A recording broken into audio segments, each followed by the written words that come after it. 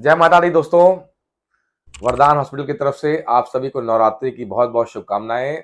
खूब खुल के फेस्टिवल मनाइए, खूब जम के फेस्टिवल मनाइए और अपने आप को सुरक्षित रखिए मच्छरों से और मक्खियों से, क्योंकि ये मौसम जो है डेंगू का है और सब लोग परेशान चल रहे हैं। मैं डॉक्टर पीयूष जायसवाल, वरदान हॉस्पिटल संचालक, स्टेशन रोड पे हमारा अस्पताल है। आज मैं आप सबको बताना चाहता हूं कि डेंगू का ट्रांसमिशन कैसे होता है, डेंगू फैलता कैसे है। हमारे वार्ड में मरीज हैं डेंगू के और हर बिस्तरा भरा हुआ है। इतना ज़्यादा डेंगू का लोड चल रहा है, इतना ज़्यादा लोग परेशान हो रहे हैं।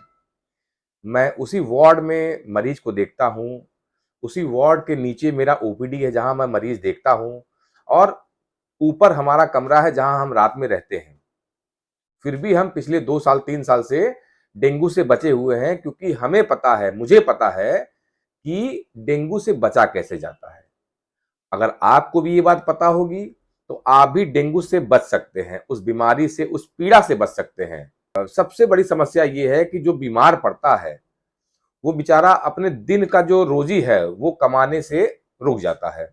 दूसरा, उसका समस्या ये है कि जो बीमारी का इलाज कराता है उसमें उसके पैसे खर्च करते हैं, क्योंकि डबल इम्पैक्ट उसके ऊपर जो पड़ता है, डबल चोट उसके ऊपर पड़ती है। एक तो बेचारा जो कमा नहीं पा रहा है और ऊपर से दूसरी बात उसको खर्च हो जा रहा है, ये उसको और पीछे ले जा रहा है। सबसे अच्छा रहेगा कि हम बीमार ही ना पड़े। मैं कभी भी नहीं चाहूंगा कि हाँ, हमारे भदोही की जनता बीमार पड़े। इसलिए मैं आपको जागरूक करने के लिए ये वीडियो बना रहा हूं कि हाँ, आप अपने आप को डेंगू से कैसे बचें।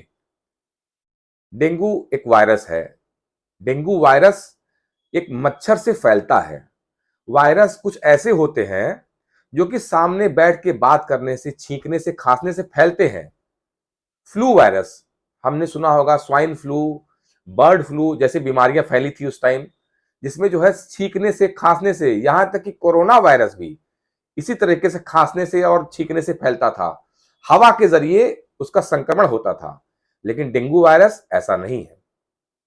डेंगू वायरस में एक मच्छर जो है वो रोल निभाता है एक शरीर से दूसरे शरीर में वायरस को ले जाने का। तो अगर हम ये एक एग्जाम्पल के रूप में ये सोचें कि एक गांव है, गांव में बहुत सारे लोग रहते हैं, वहां पे मच्छर भी नहीं है और जो है कोई किसी को जो है समस्या नहीं है, वहां पे जो है कोई बीमारी भी नहीं है। अब ये मान के चलते हैं कि उस गांव में कुछ मच्छर आ गए, बरसात हुआ, पानी बरसा, पानी का जमावड़ा हुआ, कहीं कहीं जो है तालाब है, कहीं कहीं जो है गंदे पानी का इकट्ठा हो रहा है, तो वहां पे अब मच्छर आ गए। मच्छर आ गए तो मच्छर सबको काटेंगे। मच्छर काटेंगे फिर भी किसी को डेंगू नहीं होगा। लेकिन अब तीसरे स्टेप पे आते हैं हम कि उस गांव में अब पहले तो कोई मच्छर नहीं था, कोई वायरस नहीं था, दूसरे स्टेप में मच्छर आ गए। अब तीसरे स्टेप में उस गांव में किसी बड़े शहर से कोई एक आदमी आता है जो कि बुखार से ग्रसित था। उसको बुखार था डेंगू का, उसके शरीर में डेंगू के वायरस थे। अब वो गांव में आ गया, उसके शरीर में जो ब्लड में डेंगू के वायरस थे, अब उसको मच्छरों ने जब काटा तो मच्छर भी इन्फेक्ट हो गए, मच्छर भी संक्रमित हो गए। मच्छर को अब डेंगू वायरस के जो है शरीर में, मच्छर के शरीर में हो गया वायरस। अब अगर वो मच्छर किसी को काटता है तब वो डेंगू का वायरस और लोगों को फैलाएगा। तो अब जो है ये हो गया कि उस गांव में जो बड़े शहर से आदमी आया जिसके ब्लड में वायरस था, वो जो है अगर उसको मच्छर काटता है तो मच्छर अपने जो है सलाइवा, लार को चमड़ी के जरिए बॉडी के अंदर डालता है और आदमी का खून चूसता है। तो खून जो चूसा, अगर वो डेंगू का मरीज था, उसका खून चूसा तो खून के जरिए वो वायरस मच्छर के अंदर चला गया। अब उसने जो है अपना लार शरीर के अंदर डाला, क्योंकि उसको लगातार खून मिलता रहे, खून जमे ना, इसलिए वो लगातार एक सलाइवा अपना छोड़ता रहता शरीर में। अब जब वो वायरस से लोड हो गया मच्छर, कुछ दिन में उसके शरीर में वायरस पनप के और उसकी मात्रा बढ़ गई, तब वो जिसको जिसको वो मच्छर काटेगा उसको वो डेंगू वायरस होगा।